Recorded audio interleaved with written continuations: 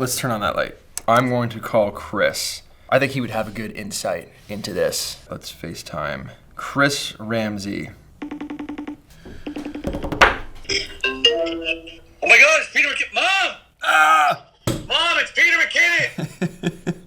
What's up? How's it going, buddy? Can you film me like a 2 to 3 minute clip specifically talking about how being a YouTuber can be a very lonely job? Not necessarily like it's a bad job because it's not and we love it, but like the reality of it being quite lonely sometimes. It's not all glitz and glam. We're just dealing with ourselves all the time. Yeah, this is like the extent of our friendship. I mean, it goes deeper, but like for the most part, this is the only hangout time we get. Yeah, you got it, man. Okay. Goodbye. That'll be really, really good. YouTube can definitely be a lonely place. I've been thinking about something that I wanted to share with you guys. I've been thinking about it a lot lately. Not necessarily a bad thing, but something that I think is important, especially for young aspiring YouTubers that are looking to get into doing this as a full-time job, and that is that YouTube, this job specifically, is the loneliest job I've ever had. Straight up, that's the truth. Not necessarily a negative thing, but I want to touch on that in today's episode. Welcome to the vlog. Also, I came out on the roof just to do that intro sequence because I thought, you know, the extra effort is nice. Okay.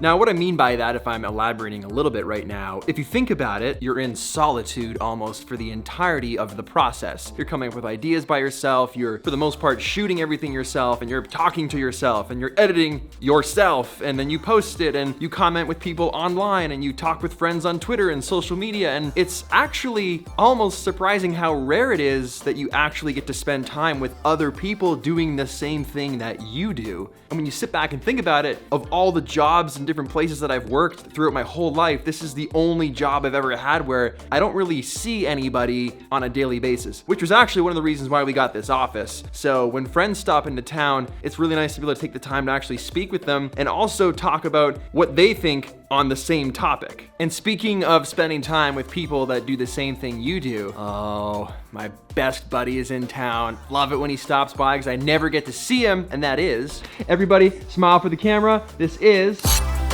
you guys remember Dennis? I went to Kenya with Dennis. He's the chef. He makes all those delicious food photos that make you both angry and very hungry. So if you don't follow him already, pause right now, fix that situation. Do you ever get lonely doing what you do based on the fact that you also work pretty much in solitude almost every day? Yeah, I do get lonely. On cook days, I cook all day by myself. On shoot days, I shoot like 8 to 10 images all day, every day, only by myself, no assistants, no anything. So yeah, it gets lonely. And then editing, and then you do that on repeat day after day after day. Yeah. All right, we're gonna get some food now. Feeling good about it? I am feeling good. I'm hungry, I'm ready, I'm prepared. I didn't eat breakfast this morning. I had 2 coffees. So yeah, I need to eat. Beast.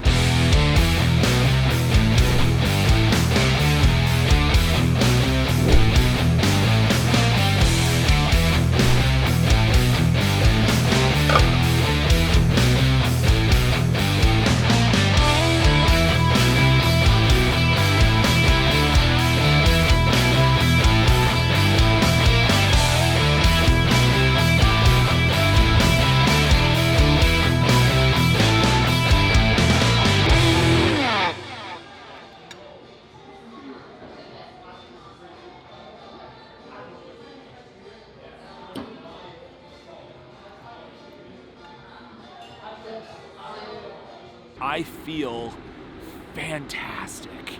It was delicious. Just enough cheese, just enough grease, you know, nice caramelized onions. How was your salad? That's the question. Sarah. Yeah. I've been asking everybody, is this the loneliest job you've ever had? So that's why it's so great that I have John, because we can almost be like alone together, be alone with someone else, you know? It's great.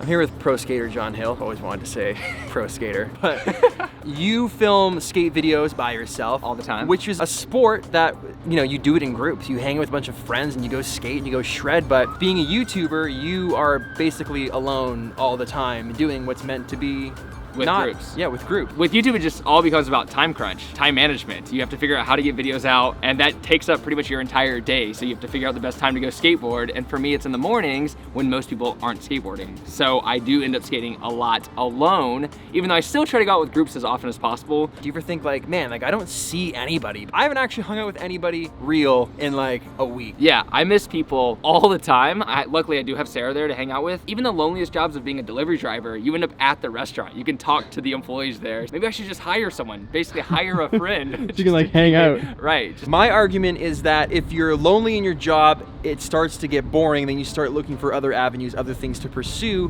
when maybe you should be doing what you're doing, you've just become bored with it. What is something that you can do to prevent getting sick of skating and vlogging and YouTubing because you're always by yourself? I think you have to find people who do something similar. You have to find people to collaborate with on a consistent basis, which I still have kind of slacked on, but you do have to find that. It's important. Very. Yeah. I think conferences and events are a really cool part of it that for me, it's always something that I have to make myself do, and it's always worth it after. I get to see like Peter and the homies in Toronto, and it's so fun, and we like hang out and we do it, and we kind of go back to our lives. If you can't find someone in your town who you can connect with, the internet is amazing and you can connect with people all over the world that love and are passionate about the same thing that you are. Reach out to people. People are looking for connection and community, and there's always someone out there who's willing to connect and talk about the things you love. Skype video, FaceTime. 100%. Everyone that visits the office, I give them 3 chances to sink a basket for the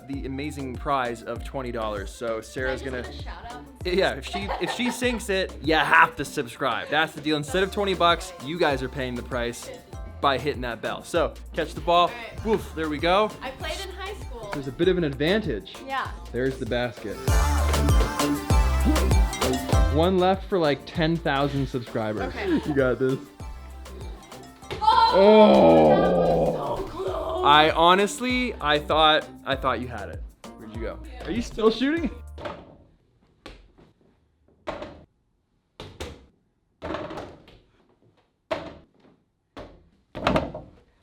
Peachy fam. And the reason I think this is an important topic is because if you don't spend any time shooting with other people or just interacting with other people, this job that maybe you worked so hard to get and have dreamed about doing and becoming a content creator on YouTube or on any platform, I think that can get really boring. And when things get really boring, you tend to change your mind and start looking for other things to occupy your time with, which takes away from what you ultimately want, your ultimate goal, which is creating what you love on a daily basis and making a living from that. So for me, anything that can potentially be a threat to that, I need to get a handle of to make sure that it doesn't happen, because this is what I want to be doing. This is what I love. So anything that will potentially endanger that, make it harder, make it less fun, I need to get those things in check. I don't want them bothering me because I'm in this for the long haul. If you're by yourself all day, content creating, shooting, filming, whatever, and you're never around other people that love what you do, you're never connecting with people in your community, you'll eventually plateau. You need those other people around you to push you to get better. You need that group, that dope squad, whatever that means to you in your life. So surround yourself with people that just get you super jacked on wanting to create.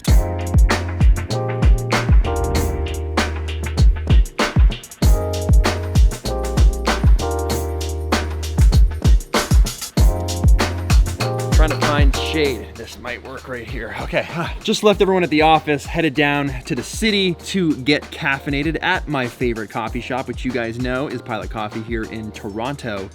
I said that like a tourist. Toronto. I'm gonna meet some other friends to see what they have to say about this topic, who also work together and share a channel, which is interesting, and I wanna hear some insight from them. Then we're gonna kind of end it off with one of my buddies that has also some interesting thoughts on this topic, just because I think everyone feels differently about how they operate and how they conduct their business, which is this here on YouTube. I thought sharing that insight with you would be helpful and interesting also to hear what different creators have to say about the same topic.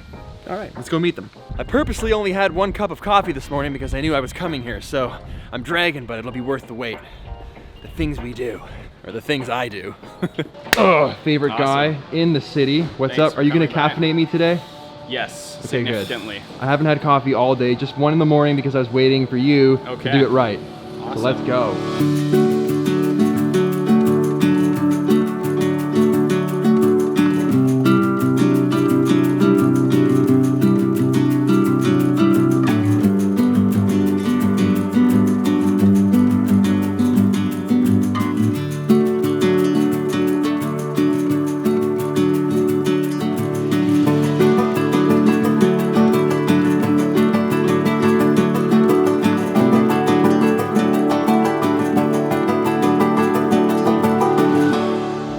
helps that we run the channel together because we get to hang out all the time. But it does help to have friends who also do similar line of work. Like they don't have to be YouTubers, but if they do photo and video work, it helps to have someone you can relate to, somebody you can shoot with, somebody you can bring along to your shoots. So just having friends who also have like flexible schedules like you do, that can just hang out when you're able to hang out, I think that really helps too. Well, my thing is, it's really hard to know if people like want to be your friends because of YouTube, because they can get like traction out of it, or if they like genuinely like your work and like actually want to be friends with you. So I'm like hesitant to be friends with people more now than before YouTube. Yeah. That's kind of a different thing, but I feel like that like kind of pushes more solitude for me. YouTube can definitely be a lonely place. Hold on. Pete and I talk quite a bit, but rarely face to face, just because we live far apart and we're both really busy, you know, doing YouTube and that type of thing. There is an importance to spending time not only with other people in your life, but also with other people, I think, who are going through what you're going through. So I don't want to sound like this is a rant about me being lonely as a YouTuber. Oh, poor Ramsey, you're so lonely with your millions of subscribers. But when it comes down to the brass tacks, this is what's happening. Look, this looks all cool, but then you got a mess over here. I've got a mess going on here. My house is absolutely empty. I'm not even wearing socks, and I'm speaking alone in my house to a camera. And you know, we work hard on making the backdrop look exciting, enticing, clickable, on video ideas, production quality, all of these things. And at the end of the day, you're still doing it all by yourself. And if there wasn't this music in the background or this cool color correction, everything would just look sort of bland and normal. That bland and normal is the life that we live every day. I think it's important as a YouTuber to realize that YouTube isn't real life. That your energy needs to be put into YouTube the same way that your energy needs to be put into anything else you're passionate about, but reserving some of that energy for your actual friends and your actual connections that you have in your life. You know, I FaceTime Pete, or I'll FaceTime some of my friends, and we'll just hang out for hours. Sometimes I'll leave the phone there and we're both on FaceTime and all you hear is this. Just us working and clicking away, and we won't even talk to each other, but just knowing that someone else is in the room kind of makes it less lonely. I think it's the thing that all YouTubers go through, but I don't think it's a thing that you go through at the beginning of YouTube. I think it's once you've uploaded a few hundred videos and you've been doing this for a few years, you kind of realize it. You kind of realize how, you know, alone you are on your own channel, and it's like every video is about me, right? It's like I, me, I'm so important, look what I'm doing, look what I just bought, look what I'm reviewing. And as good as an illusion that creates for the audience, you're not fooling yourself.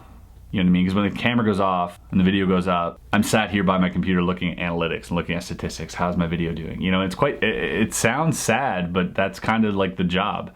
And so you need to be able to clock out. You need to be able to bring in those people in your life that matter during the times that you need it the most, like when you're not posting videos or when you're not working on something super creative. And every chance you get to hang out with like-minded people IRL, I think you should take that as well, instead of being crammed up in your man cave or whatever it may be. So there you have it. back to my real life.